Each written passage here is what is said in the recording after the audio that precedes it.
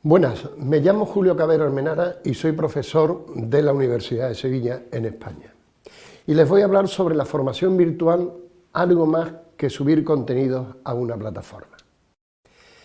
Mire, uno de los mitos que ha existido dentro de la formación virtual es que el e-learning, la formación virtual, el nombre que ustedes quieran darle, pues va a sustituir al profesorado.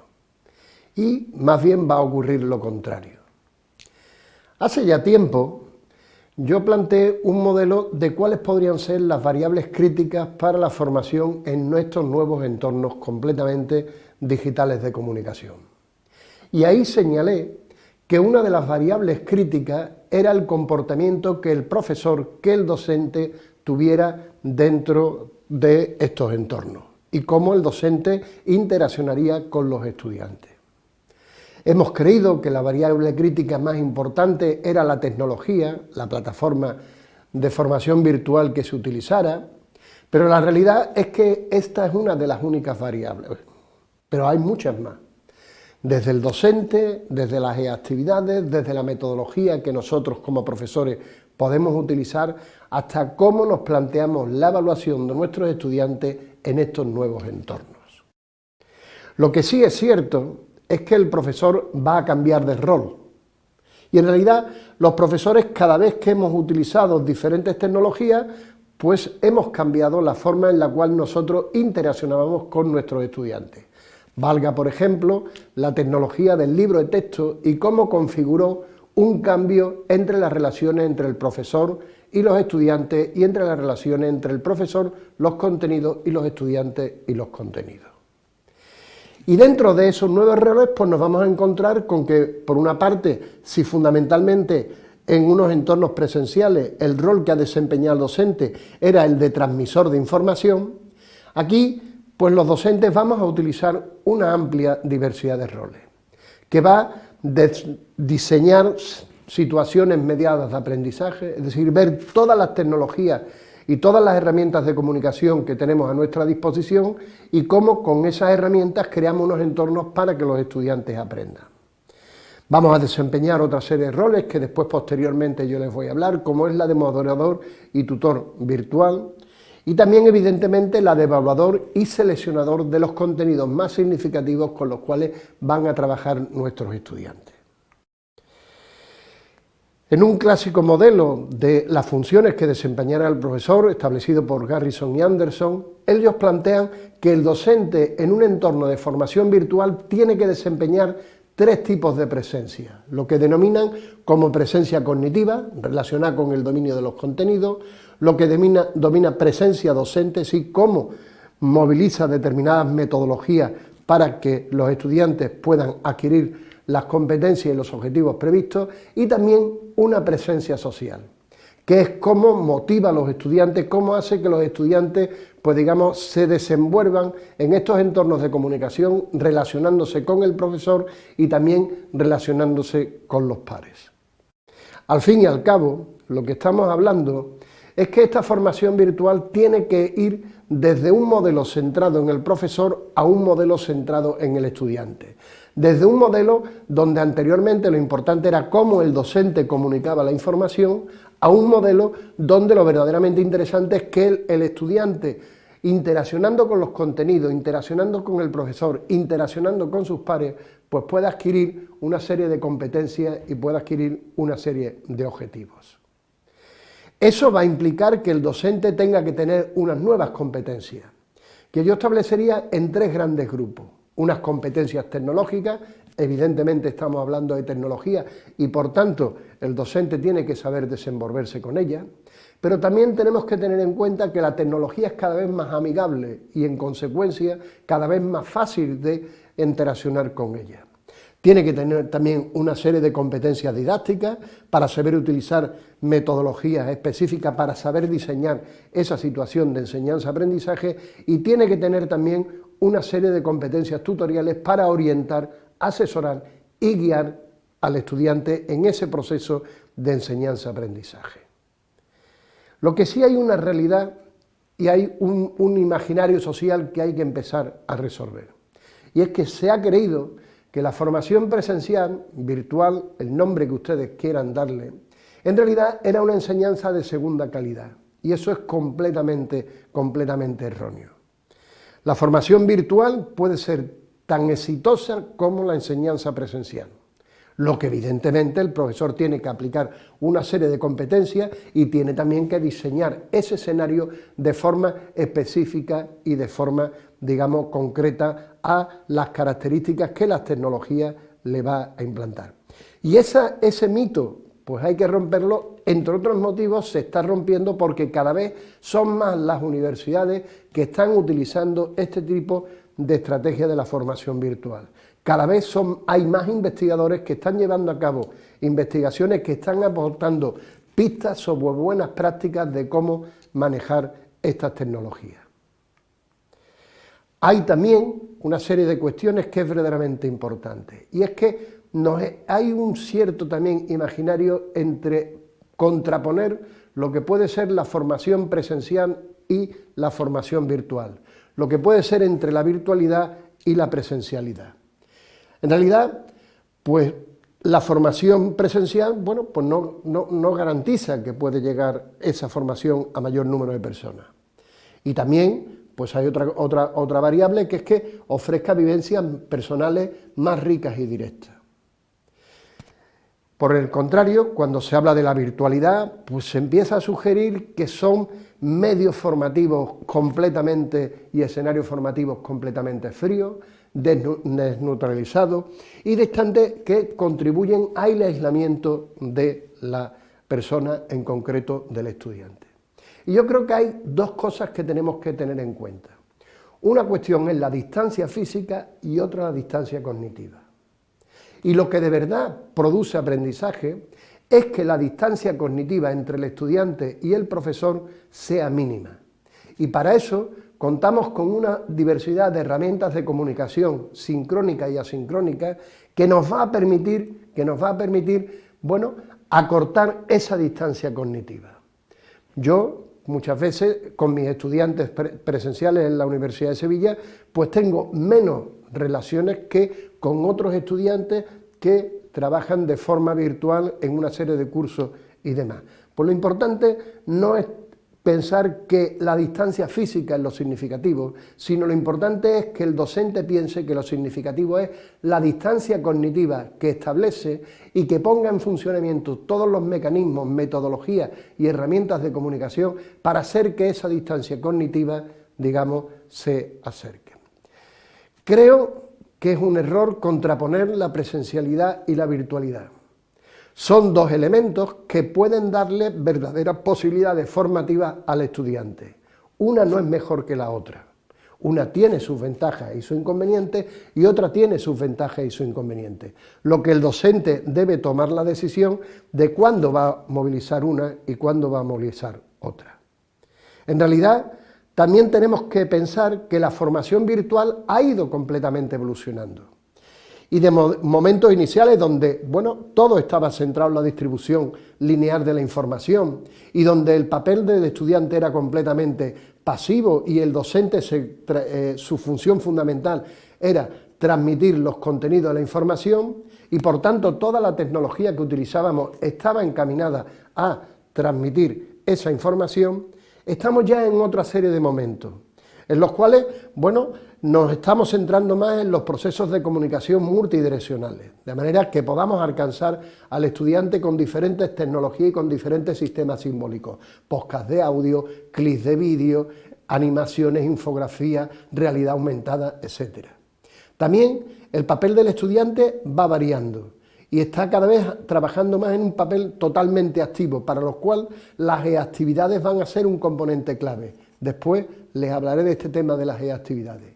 Y donde ya no utilizamos las tecnologías como elementos puramente transmisivos de información, sino fundamentalmente como elementos colaborativos e interactivos en ese entorno de formación virtual.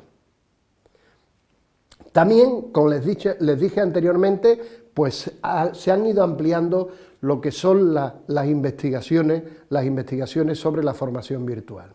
Y si nosotros tenemos en cuenta, por una parte, los análisis de buenas prácticas, los resultados que están ofreciendo las investigaciones, los resultados que están ofreciendo los metaanálisis de investigaciones y también los estudios conceptuales que se están llevando a cabo sobre esta formación virtual, podemos extraer una serie de principios e ideas para lo que nosotros en esta conferencia vamos a tratar. Y entre ese principio e idea, primero está que aquellas acciones de formación virtual que son exitosas son las que intentan establecer y establecen un contacto directo entre el profesor y el estudiante. Es decir, hay una satisfacción por estos entornos formativos cuando el docente crea un espacio de interacción con sus estudiantes. Hay también otra variable que es cuando los escenarios de formación virtual que les interesa más a los estudiantes son aquellos en los cuales se trabaja con una metodología colaborativa, con una metodología cooperativa. Y también los estudiantes prefieren entornos de formación virtual que sean activos, donde tengan que estar haciendo cosas y donde tengan que estar aplicando a través de diferentes metodologías, estudio de casos, método de proyectos, etcétera, los contenidos que nosotros le estamos presentando. Y también que el profesor establezca una retroalimentación rápida ante las dudas que los estudiantes están teniendo. Y como siempre, pues si es posible tener en cuenta los diferentes estilos cognitivos, los diferentes estilos de aprendizaje que tienen los estudiantes, que favorezca al alcanzar una formación más individualizada. Esto, gracias a la información que nos dan las plataformas y las analíticas de aprendizaje que nos permiten la información que nos ofrece las plataformas, pues cada vez va siendo más fácil y cada vez va siendo más útil para los profesores. Y por supuesto que establezca y que utilice diferentes tipos de códigos, como les he dicho, que utilice pues códigos audiovisuales, que utilice códigos multimedia, que utilice códigos auditivos, etcétera, etcétera, etcétera. También dentro de esta información es que los estudiantes valoran mucho cuando el docente tiene una actitud completamente reactiva como tutores. Es decir, que si un estudiante no está participando, le manda un correo privado y le dice, oye, ¿te pasa algo? ¿Tienes algún tipo de problema? ¿Estás comprendiendo la información? Es decir, prefieren que sea el docente también el que les esté, digamos, indagando, les esté preguntando y que se vean que no están solos, sino que están acompañados por el docente en ese proceso formativo. Que use diferentes herramientas de comunicación, tanto sincrónica como asincrónica, que utilice los foros, que utilice las videoconferencias, que utilice los chats, que utilice el correo electrónico, etc.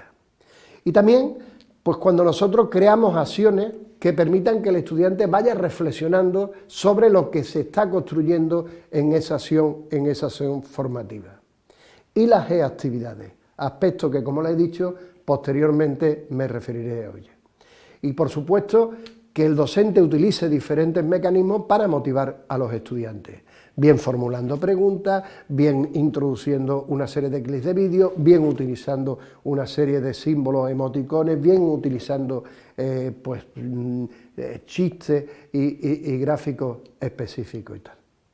Ahora bien, ¿qué medidas nosotros como docentes podemos utilizar para favorecer esa interacción entre los estudiantes? Pues las medidas son diversas, pero yo les voy a hablar aquí a ustedes de esas 5 que tienen puestos en la pantalla. Utilizar un amplio número de metodologías, las e-actividades, que utilice diferentes herramientas de comunicación, la tutoría virtual. Y finalmente les hablaré de la empatía como una variable significativa para favorecer esa interacción entre docentes y estudiantes y ese acortamiento de lo que anteriormente yo les decía como distancia cognitiva. Y en metodología ahí tienen ustedes una propuesta realizada por 2 autores y lo verdaderamente significativo es que hemos trabajado bastante con estrategias completamente expositivas en la formación virtual. Y yo creo que tenemos que empezar a ver que hay un gran cúmulo de estrategias que nos va a permitir pues, que el estudiante lleve a cabo un aprendizaje autónomo, una serie de estrategias que le permita al estudiante practicar, poner en acción los contenidos que le estamos presentando, y después también una serie de estrategias apoyadas en la tutoría que haga que el estudiante se sienta que está acompañado en ese proceso de instrucción.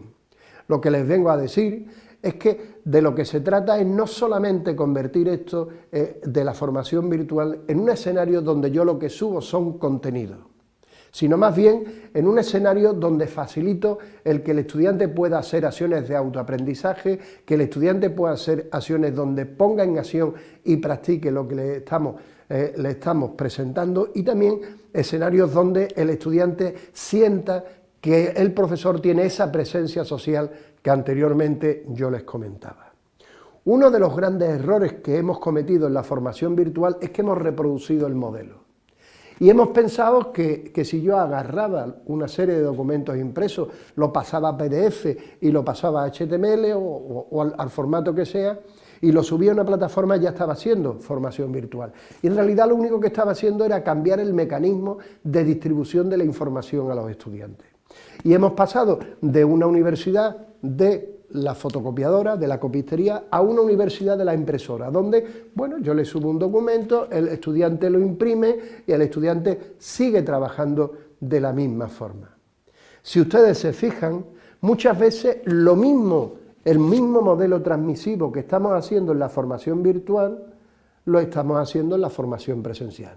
Es decir, hemos trasladado esa experiencia de formación presencial totalmente transmisiva a otros escenarios completamente digitales, pero estamos haciendo, digamos, lo mismo. Hay un docente que es transmisivo y hay un estudiante que es completamente receptivo. Y otra de las variables son las actividades, que lo que significan es un puente entre el aprendizaje y la enseñanza. Son las tareas que en su momento nosotros llamábamos. Tareas que el docente tiene un cúmulo y una gran posibilidad de utilización, desde los estudios de caso, el método de proyecto, análisis de documentos, que creen una serie de clips de vídeo representando o poniendo en situación los contenidos que le hemos presentado, que resuelvan problemas, que creen una serie de materiales, que lleven a cabo una serie de talleres y demás. El único límite para las actividades es la creatividad que el docente tenga para ponerlos en funcionamiento. Pero prácticamente casi todas las actividades que nosotros hacemos en la formación presencial podemos hacerlo también en la formación virtual. Y otro de los aspectos significativos a tener en cuenta es que el docente utilice una amplia gama de herramientas de comunicación, que utilicen los blogs, que utilicen las wikis, que utilicen las videoconferencias, las audioconferencias, las presentaciones colectivas multimedia, como esta que ustedes están observando en este momento. De manera que cree un entorno totalmente interactivo, motivante para el estudiante, y que el estudiante pueda recibir la información a través de diferentes tipos de sistemas simbólicos. Piensen ustedes en esa teoría de las inteligencias múltiples, que aunque se está poniendo en duda desde el ámbito de la neurociencia y neurodidáctica, pero sí nos sugiere que las personas tienen predisposición a aprender por diferentes tipos de materiales. Si nosotros creamos un escenario enriquecido por esos materiales, pues posiblemente el estudiante se encuentre más motivado, más atento y pueda mostrar un nivel mayor de satisfacción para desenvolverse en los mismos. Y otro de los aspectos significativos es el papel que el docente va a desempeñar como tutor virtual, donde pues va a tener que desempeñar diferentes funciones. Funciones que van desde la académica, asesoramiento sobre la información y contenido que se está presentando; organizativa, diseñar ese escenario de formación, de enseñanza, aprendizaje; técnica, en el sentido de que muchas veces será él el que tenga que resolver los problemas técnicos, en primer lugar, que se le vayan presentando a los estudiantes; orientadora, para encauzar al estudiante; y evidente también una función completamente social, que haga que el estudiante se encuentre no aislado, sino se encuentre en completa interacción con todas las personas que participan en estos entornos. Y finalmente yo les hablaría de la empatía. Y la empatía se puede conseguir por diversos procedimientos, Pero en primer lugar, pues que todo curso comience con la presentación del profesor. ¿Quién soy? ¿Qué contenidos les voy a impartir? ¿Qué preferencias tengo? Etcétera, etcétera, etcétera. También animar a los estudiantes a presentarse inicialmente. Y esto es importante y después van a ver ustedes un modelo específico. Y también, pues tomar decisiones donde, bueno, pues potenciar que se potencie y promueva la cohesión intergrupal. Por ejemplo, cuando un alumno realiza una pregunta en el foro y a lo mejor un estudiante ha contestado anteriormente o ha formulado la misma pregunta o le ha contestado a otro estudiante, es bueno que el docente le diga: revisa la propuesta que hizo el estudiante tal porque bueno, vas a resolver tu problema. Eso da también la sensación de que el estudiante percibe de que el profesor está dentro de ese entorno de comunicación y que está siguiendo lo que está ocurriendo en esa situación.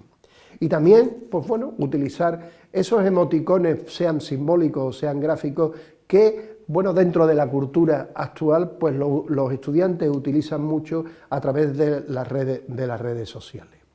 Y yo les decía, esa fase de presentación, este es un modelo de una autora australiana, que es Salmon, donde fíjense ustedes que dice que cuando nosotros hacemos la formación virtual, todo sistema de formación virtual tiene que comenzar creando una bienvenida, una animación, preparando y motivando a los estudiantes. Y eso sirve también, como le he dicho anteriormente, para alcanzar esa empatía. Empatía que en los momentos de pandemia en los que hemos estado viviendo, pues ha significado que aquellos docentes que se mostraban con los estudiantes más cercanos, más preocupados por lo que estaban llevando a cabo, las investigaciones que se han hecho han demostrado que esos estudiantes han aprendido más y gracias a esa situación de cercanía que el docente ha ido estableciendo. Por tanto, lo que les vengo a decir es que la interacción entre el profesor y el alumno es clave y determinante para hacer escenarios de formación virtual de calidad. Y hay que tener también, por último, mucho cuidado en que la virtualidad no se convierta en priorizar los contenidos y minimizar las relaciones sociales con los estudiantes, porque estas relaciones sociales con los estudiantes son claves para crear escenarios formativos virtuales de calidad.